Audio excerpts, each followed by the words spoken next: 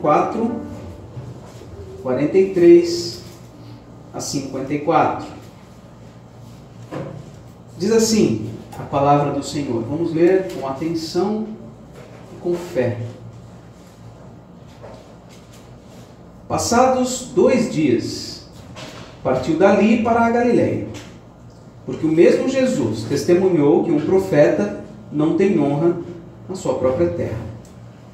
Assim, quando chegou a Galileia, os galileus o receberam, porque viram todas as coisas que ele fizera em Jerusalém por ocasião da festa, a qual eles também tinham comparecido. Dirigiu-se de novo a Caná da Galileia, onde da água fizera vinho. Ora, havia um oficial do rei, cujo filho estava doente em Cafarnaum. Tendo ouvido dizer que Jesus viera da Judéia para a Galileia, foi ter com ele e lhe rogou que descesse para curar seu filho, que estava à morte.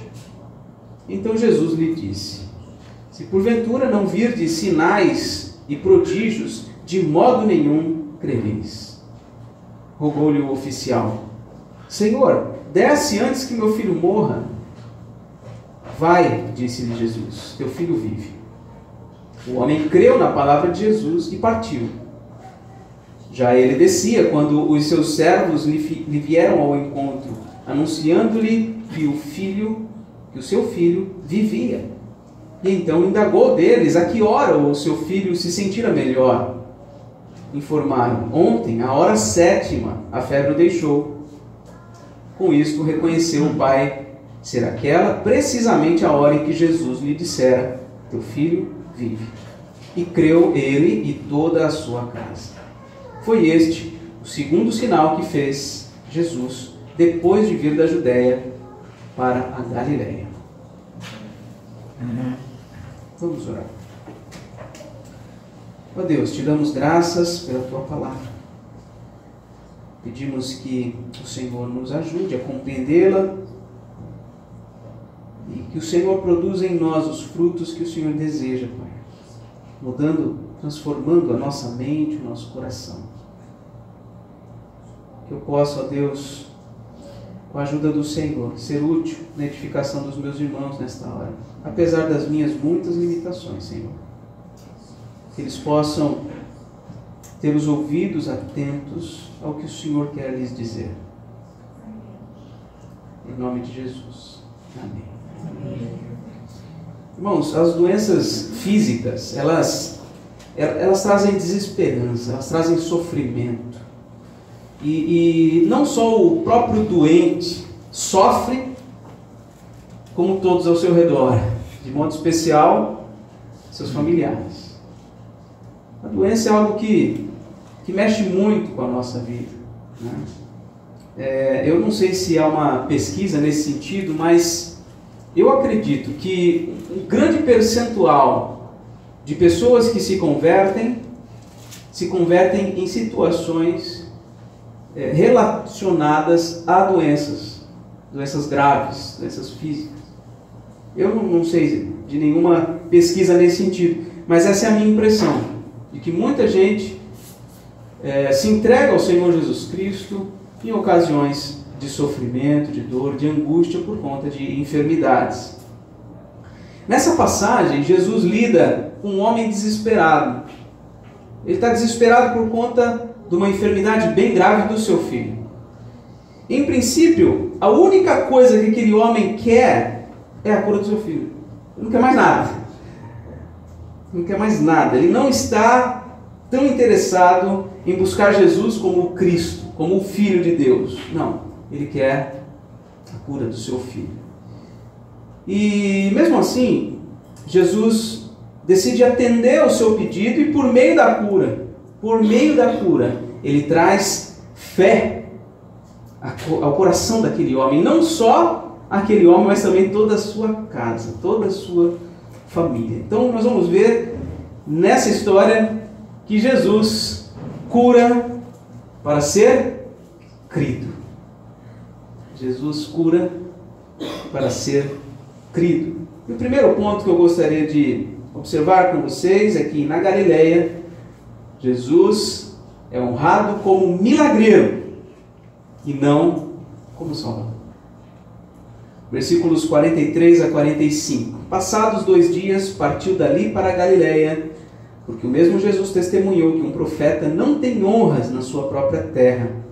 Assim, quando chegou a Galiléia, os galileus o receberam, porque viram todas as coisas que ele fizera em Jerusalém, por ocasião da festa, a qual eles também tinham comparecido. Versículo 43 diz que se passaram 2 dias. Passados 2 dias, ele partiu dali para a Galiléia. Onde que ele esteve durante esses 2 dias, antes de ir para sua terra, que é a Galiléia?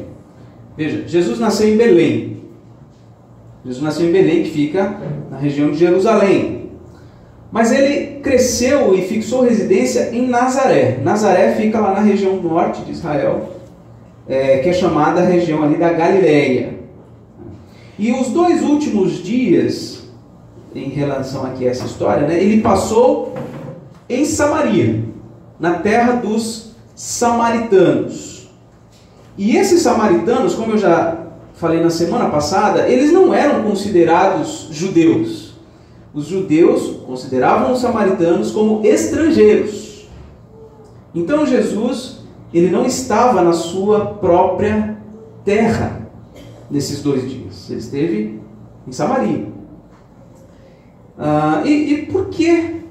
Por que eles não eram considerados judeus? Por que os samaritanos eram considerados estrangeiros? A gente precisa voltar um pouquinho na história para a gente entender isso.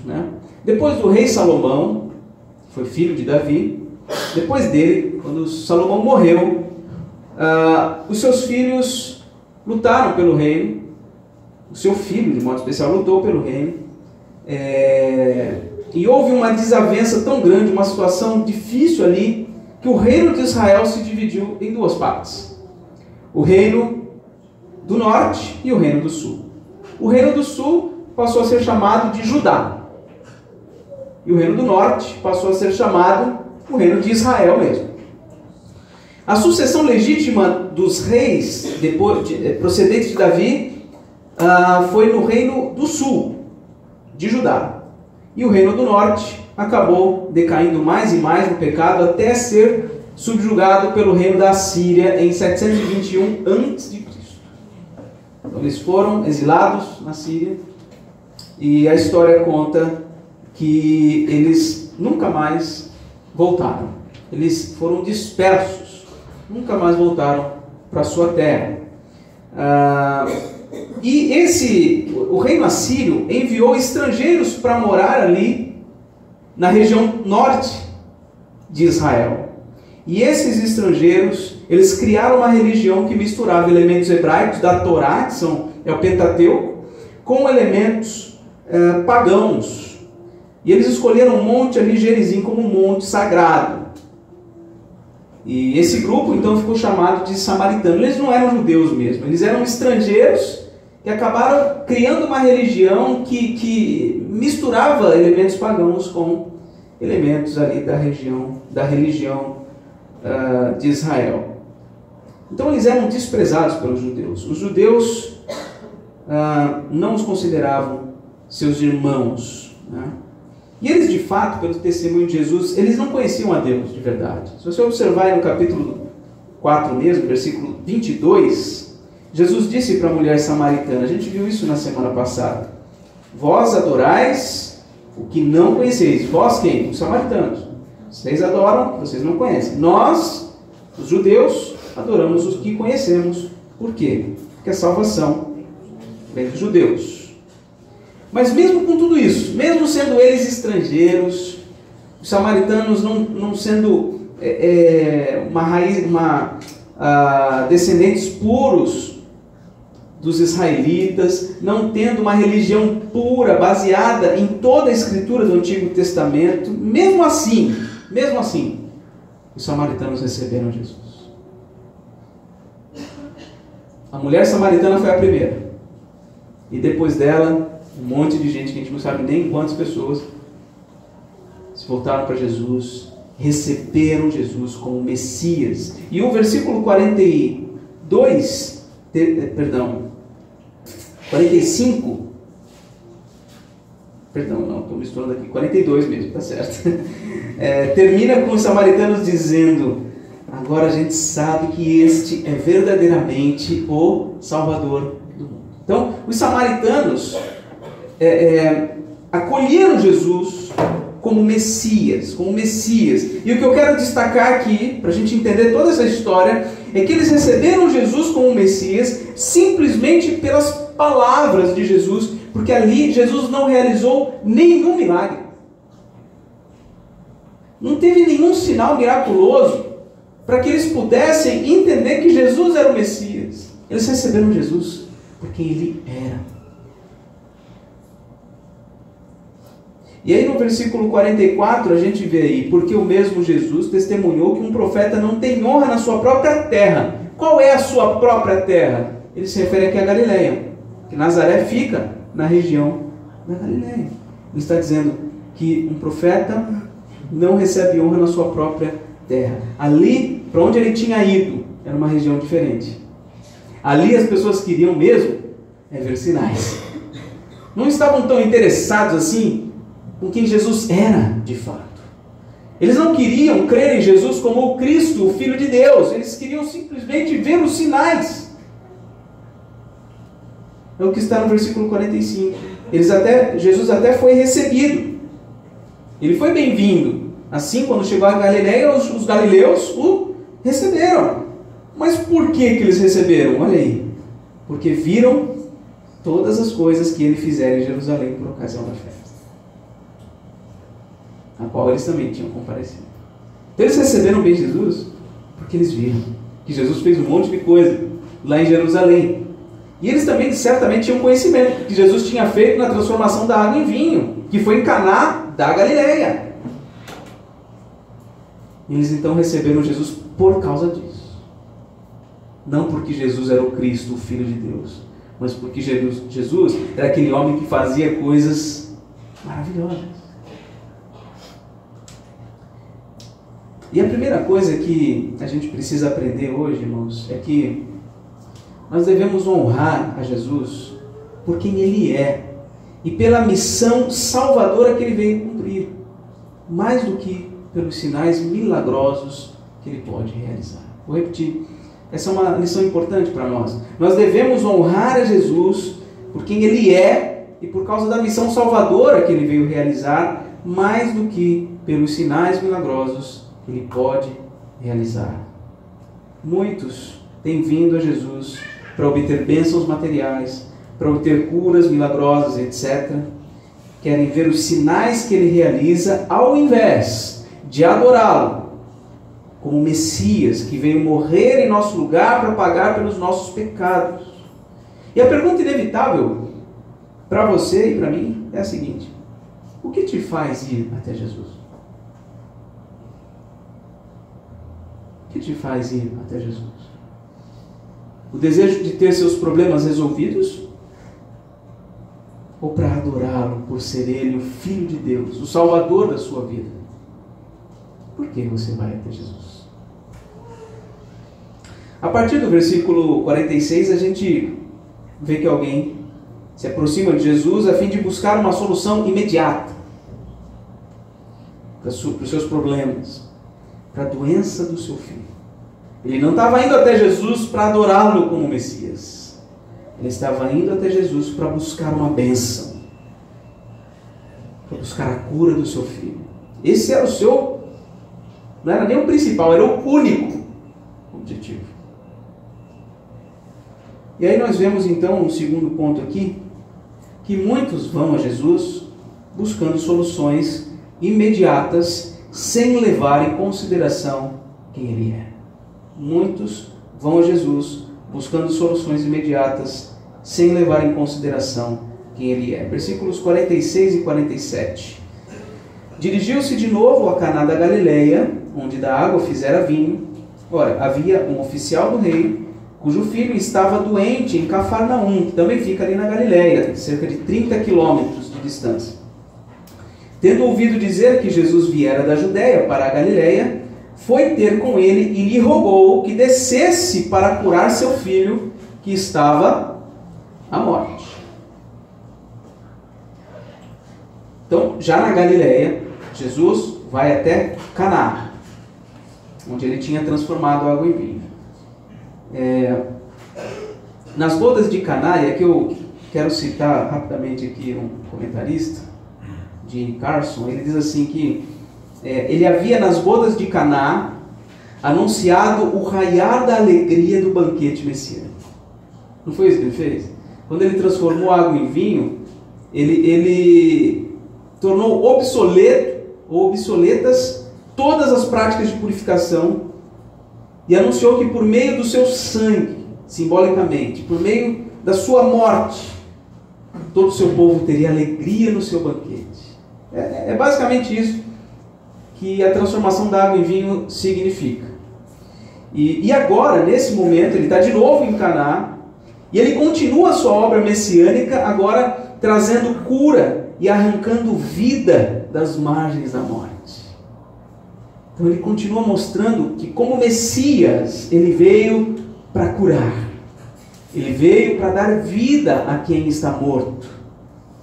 Esse é o objetivo desse grande milagre que ele vai realizar. Então é exatamente isso que ele vai demonstrar ao curar o filho do oficial do rei. O rei aqui na Galileia, certamente nesse contexto, era Herodes Antipas. E a gente não sabe se esse oficial do rei era um judeu ou era um gentio, isso não importa tanto. O que mais chama a atenção aqui é que ele estava desesperado. Desesperado porque seu filho estava doente em Cafarnaum. A Rebeca, a Lívia, às vezes ficam doentes, né? Mas eu acho que o que eu passei com elas até hoje é muito pouco, perto do que alguns pais passam. E eu creio que seja desesperador para um pai, para uma mãe, quando tem um filho numa situação à beira da morte. Ele estava ali desesperado, a gente não tem nem como perceber talvez o sentimento dele ali nas palavras aqui. A gente tenta se colocar no lugar aqui, mas é difícil. Seu filho estava com febre altíssima. Ele foi 30 quilômetros até Jesus para buscar essa ajuda. Esse é o objetivo dele. E então Jesus, aquele homem oficial, ele não estava tão interessado assim em quem Jesus era. Ele tinha ouvido falar que Jesus fazia milagres, era exatamente isso que ele queria. E ele pede para que Jesus vá até sua casa. Ele não... É diferente aqui, tem uma passagem que eu quero ler com vocês, que é diferente. É alguém que fala: Jesus, manda com a tua palavra que haja cura. Esse não, esse quer que ele vá até a sua casa. Vamos dar uma olhadinha nessas outras passagens? Mantenha a Bíblia aí aberta em João 4. Vamos dar uma olhada lá em Mateus 8. Mateus 8, versículo 5.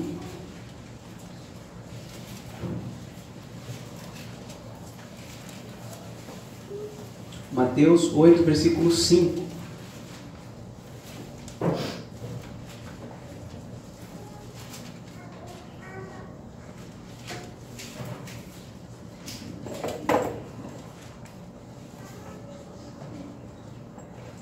Veja, tendo Jesus entrado em Cafarnaum, apresentou-se-lhe implorando: Senhor, o meu criado jaz em casa. Veja, não é o filho, é o criado, de cama, paralítico, sofrendo horrivelmente. Jesus lhe disse: eu irei curá-lo. Mas o centurião respondeu: Senhor, não sou digno que entres na minha casa, mas apenas manda com uma palavra e o meu rapaz será curado.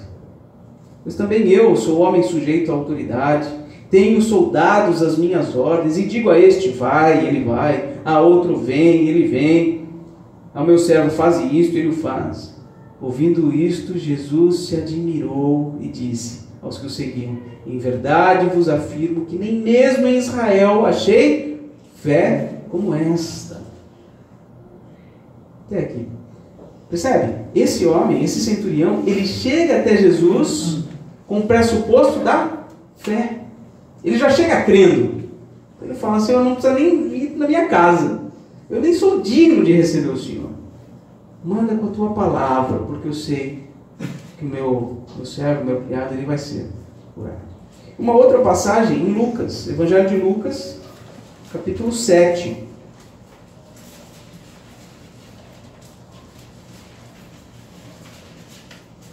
Na verdade é a passagem paralela, né? Talvez alguns detalhes diferentes aqui. Lucas 7, versículo 2.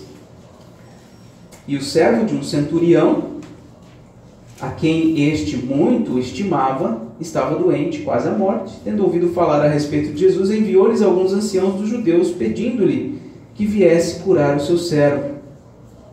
Este, chegando-se a Jesus, com instância lhe suplicaram, lhe dizendo, ele é digno de que lhe faças isto, porque é amigo do nosso povo, e ele mesmo nos edificou a sinagoga. Então Jesus foi com eles.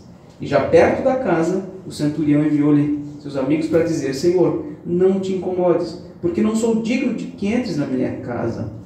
Por isso, eu mesmo não me julguei digno de ir ter contigo, porém manda com a tua palavra, e o meu rapaz será curado, porque também eu sou homem sujeito às autoridades, etc.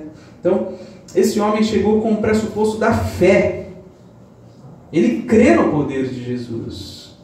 Diferentemente, agora volte em João 4, diferentemente deste oficial aqui.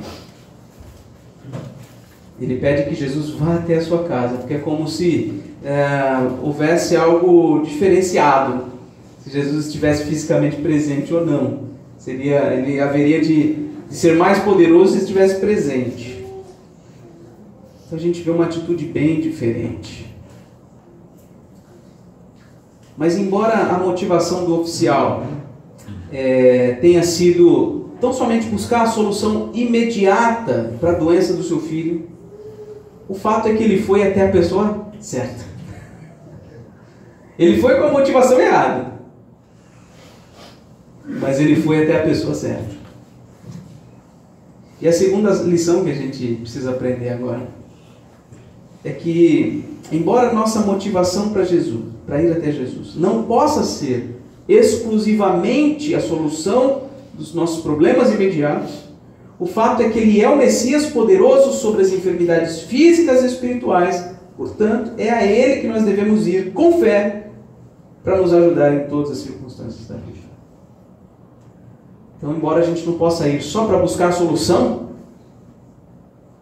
nós devemos ir com fé nele, porque é só Ele que pode trazer solução verdadeira para todas as circunstâncias da nossa vida. É isso que nós vamos ver no terceiro ponto. Nós devemos ir a Jesus com fé, pois Ele é o Messias poderoso sobre as enfermidades físicas e espirituais. Versículo 48 em diante. Então Jesus lhe disse, se porventura não virdes sinais e prodígios, de modo nenhum crereis. Rogou-lhe o oficial, Senhor, desce antes que meu filho morra, se apressa, Senhor, não fica falando, né? Aí Jesus disse, vai, teu filho vive. E o homem creu na palavra de Jesus e partiu. Já ele descia quando seus servos lhe vieram ao encontro, anunciando-lhe que o seu filho vivia. Então indagou deles a que hora o seu filho se sentira melhor, e informaram, ontem, à hora 7ª, a febre o deixou. Com isto reconheceu o pai ser aquela precisamente a hora em que Jesus lhe dissera, teu filho vive. E creu ele e toda a sua casa. Foi este o segundo sinal que fez Jesus depois de vir da Judéia para a Galileia. Há pessoas com interesse demasiado nos milagres. Jesus disse no versículo 48 para aquele homem, ele estava desesperado, querendo que Jesus o acompanhasse, ele disse, se você não vê um sinal, você não vai crer. Eu vou ter que fazer um sinal. Eu vou ter que quebrar o teu coração por meio de um sinal. O interesse demasiado nos milagres é espiritualmente perigoso. E aqui ele está indiretamente elogiando os samaritanos. A gente gente não pode desconectar a história anterior desta história. Ele está ali na Galileia, ele fala, se porventura não virdes, e ele está usando plural aqui, ele não está falando só com o oficial, ele está falando com o povo dali. Se vocês não virem sinais, vocês não vão crer. Ele está elogiando indiretamente a fé dos samaritanos, porque os samaritanos não viram sinal nenhum. Creram no que ele disse. Suas palavras foram suficientes. Porque os milagres não podem levar a uma fé genuína em Jesus como Messias. Não podem. Se você acha estranho isso que eu estou dizendo, volte algumas páginas comigo aqui, no capítulo 2. Capítulo 2, João 2, versículo 23. Olha só. Estando ele em Jerusalém, durante a festa da Páscoa, muitos, vendo os sinais que ele fazia, o que aconteceu com eles? Creram no seu nome. Mas, será que essa fé é uma fé genuína, uma fé verdadeira? Olha aí. Mas o próprio Jesus não se confiava a eles. Por quê? Porque os conhecia a todos. Não precisava que alguém lhe desse testemunho a respeito do homem, porque ele sabia o lixo que é a natureza humana. Então, embora eles tenham crido, eles não creram em Jesus como um Messias, como um Filho de Deus. Eles não receberam como o seu Salvador. Eles creram que ele era um cara diferenciado. Alguém que era poderoso para fazer milagres. Talvez um grande profeta de Deus, vindo da parte de Deus, sim, mas não o Cristo. Tanto é que, exatamente na sequência, Nicodemos vai até ele e diz: Rabi, sabemos que és mestre vindo da parte de Deus. Nós não professamos, não cremos que o Senhor é Deus, que o Senhor é o Cristo, o Messias. Nós cremos que o Senhor é vindo da parte de Deus, ou seja, algo menor do que Jesus de fato era. Então, existe a fé verdadeira em Cristo, em Jesus como Filho de Deus, o Messias. E existe a fé falsa, que é a fé de que ele... quando eu digo falsa, quero dizer que não é uma fé salvadora. Quer crer que ele é poderoso para fazer curas. Quanta gente crê que Jesus é poderoso para fazer curas, sem, no entanto, crer que Jesus é o Cristo, o Filho de Deus. É diferente. É diferente. Então, nós vemos aqui no texto que nós estamos lendo, no versículo 48, que Jesus está elogiando os samaritanos indiretamente e fazendo uma repreensão dura aos galileus. Vocês teriam que crer sem sinais e prodígios, mas vocês não vão crer se eu não fizer sinais e prodígios. O oficial do rei está totalmente interessado no bem-estar do seu filho, e não em quem é Jesus. E, de tanto insistir, Jesus, de fato, exerce o seu poder curador. Veja uma coisa interessante também. Esse oficial, ele não está interessado, como todos os galileus, nos sinais. Qual que é a única coisa que ele quer? A cura do filho. Os galileus querem sinais. Aquele homem quer uma coisa só. É a cura do filho. E aí quando Jesus diz, vai, teu filho vive, ele crê. Mas será que nesse momento surge no coração dele a fé verdadeira? O texto me faz acreditar que ainda não. Por quê? Porque aí nós vemos na sequência que ele vai até sua casa, né? Versículo 51, ele já descia, ele já estava indo embora, quando seus servos vieram ao seu encontro, anunciando, o seu filho vive, o seu filho vive. E ele com certeza ficou muito feliz, era exatamente isso que ele queria, mas ele queria uma comprovação. Será que foi Jesus mesmo? Porque não veio comigo? Será que foi Jesus mesmo que realizou isso? Ele pergunta, que horas foi que ele se sentiu melhor? Foi a hora 7ª, 1h da tarde. Foi Jesus. que foi exatamente essa hora que ele falou para eu ir, porque meu filho vivia. E aí, o que diz o versículo 53, no finalzinho? Ele creu de toda a sua casa. Ué, mas no versículo 50 não tinha dito que ele creu também? Percebe aqui? Dois tipos de fé. Uma fé que busca milagres, que não é a fé salvadora. E uma fé verdadeira, uma fé salvadora. É a fé em Jesus como Filho de Deus, o Cristo, o Salvador do mundo, o Cordeiro que veio para morrer em nosso lugar, para pagar pelos nossos pecados. Duas coisas diferentes. E o verso 54, então, finaliza dizendo que este foi o segundo sinal de Jesus, né?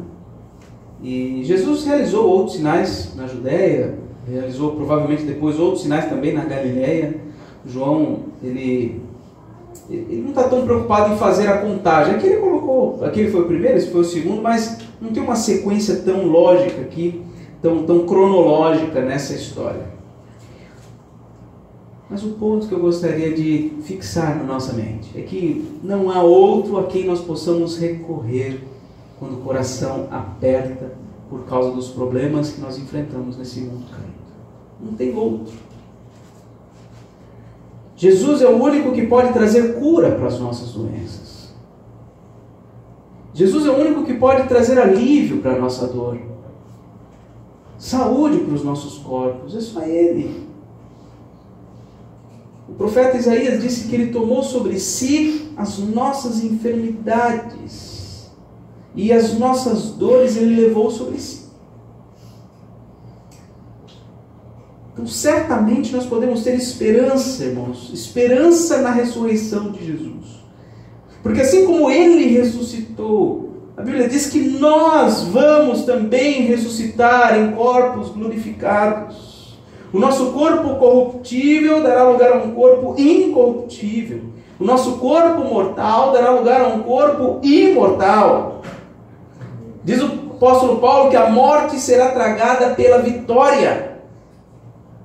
A cura do filho do oficial aqui é apenas um vislumbre do poder curador de Jesus que atuará sobre cada um de nós, curando, restaurando, regenerando a nossa vida, os nossos corpos, quando finalmente a morte for tragada pela vitória e nós deixarmos de trazer a imagem do que é terreno e passarmos a refletir a imagem do que é celestial. Tudo está lá em 1 Coríntios 15, depois você lê. Tudo isso é possível porque Jesus é o Messias. Tudo isso é possível porque Jesus é o Cristo Salvador. A Ele toda a honra e toda a glória para sempre. A cura do filho do oficial, do rei, foi muito importante nessa história. Revelou o poder curador do Messias sobre as enfermidades físicas. Mas a gente não pode deixar de notar que a cura física foi um instrumento de redenção para a vida daquela família. Foi um instrumento. O fim, ou o objetivo final, não é a cura física. Mas Deus usou, o Senhor Jesus usou aquela cura física para trazer redenção, salvação àquela família toda. A cura física de um menino trouxe à família a cura maior que eles precisavam, que era a cura espiritual. Então, por fim, meu irmão, minha irmã, creia nisso e compartilhe. A gente vê no YouTube, né? Curte e compartilha. Tá aqui, creia e compartilhe. Jesus tem poder para curar, se Ele quiser, todas as enfermidades. Jesus frequentemente realiza a cura de uma enfermidade para quê? Para trazer salvação, como fez aqui. E por último, a principal obra de Cristo é dar vida aos mortos. Compartilhe isso. Fale de Jesus. Fale do poder curador, salvador de Jesus. Fale que Jesus é o Cristo, o Filho de Deus, e que se as pessoas crerem nisso, elas terão vida eterna.